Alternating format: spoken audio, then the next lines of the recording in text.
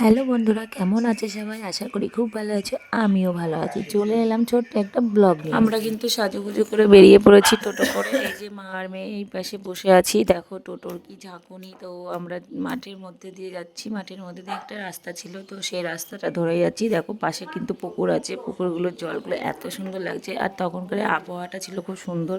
তারপর কিন্তু আমাদের ছিল নেমন্তন্ন। আমরা সেই জন্যই কিন্তু সেজেগুজে বেরিয়ে পড়েছিলাম। হ্যাঁ, এটা শ্রাদ্ধের নেমন্তন্ন। তাও আমরা প্রথমে যাব আগে বাজারে। আর এখানে দেখো কলা গাছগুলো কি সুন্দরভাবে একটার সাথে একটা জাস্ট অ্যাডজাস্ট করে বেঁধেছে, এত সুন্দর লাগছে। এটা আমি প্রথম দেখলাম। আর এইখানে কিন্তু শুধু সবজিটাই চাষ হয়ে থাকে। এই যে আমার শাশুড়ি মা। আর আমি কিন্তু নেল পালিশটা পরেছি টোটোর গাড়ির মধ্যে, তাই আমি তোমাদেরকে একটু দেখিয়ে দিলাম, বাড়িতে সময় পেয়েছিলাম না। তারপরে আমাদেরই গাড়িতে করে আমরা সবাই মিলে একসাথে যাচ্ছিলাম, যেহেতু অনেকটাই দূরে। আর এখন ঝড়মেঘের সময়, তো একটু সকাল করেই যেতে হবে। তো তারপরে কিন্তু আমরা এই রাস্তা দিয়ে দেখো চলে যাচ্ছি। প্রথমে কিন্তু বাজারে যাব, তারপরে কিন্তু বাজার থেকে একটু বাজার করব। বাজার করে নিয়ে তারপরে কিন্তু যাব, যেহেতু ওই রাস্তাতেই বাজারটা আছে। হাট বসে, তারপরে জামা কাপড়ের দোকান সব কিছুই আছে, তো জামা কাপড় তো নিতেই হবে। তো তারপরে দেখো টোটোর মধ্যেই আছি, আর বাজারের ভিতর দিয়ে চলে এসেছি রোডে।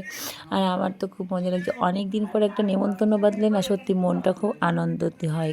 তার কারণ হচ্ছে নেমন্তন্ন অত সহজে পাই না। তো যা পেয়েছি তারপরেই কিন্তু চলে এসেছি এই যে জামা কাপড়ের দোকানে।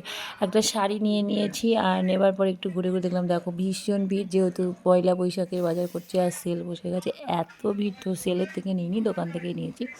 তারপরে কিন্তু ওখান থেকে আমরা বলছি যে চলো, বেশি দেরি করে না। কুর্তির কালেকশানগুলো কিন্তু অসাধারণ। এত সুন্দর সুন্দর কুর্তি, যদি কেউ কুর্তি নেওয়ার থাকে তো বোকলাতে চলে আসতে পারবে। আর এত সুন্দর সুন্দর জিনিস, মানে এক চয়েসে পছন্দ হয়ে যাবে। তারপরে দেখো বাজারে গেছি, বাজারে একটু কিছু কেনাকাটা করেছি, শসা নিয়েছি, এটা ওটা নিয়েছি। নেওয়ার পরে কিন্তু ঘুরে ঘুরে সব কিছু নিয়েছি, নিয়ে কিন্তু কেনাকাটা করে আমাদের গাড়ির মধ্যে রেখে দিয়েছিলাম, যেহেতু আমাদের সবজিটাও তো খেতে লাগবে। তো তারপরে কিন্তু ওখান থেকে নেওয়া কমপ্লিট হয়ে গেছে। এইবার আমরা এই বাজারের ভিতর দিয়েই চলে আসলাম হাঁটতে হাঁটতে। হাঁটতে হাঁটতে এসে আমরা কিন্তু টোটোতে উঠে পড়বো, যেহেতু আমাদের গাড়িতে উঠতেই হবে। তো আমার ভিডিওটা কেমন লাগলো অবশ্যই কিন্তু কমেন্টস করে জানিয়ে দিও। চলো পর দেখা হবে।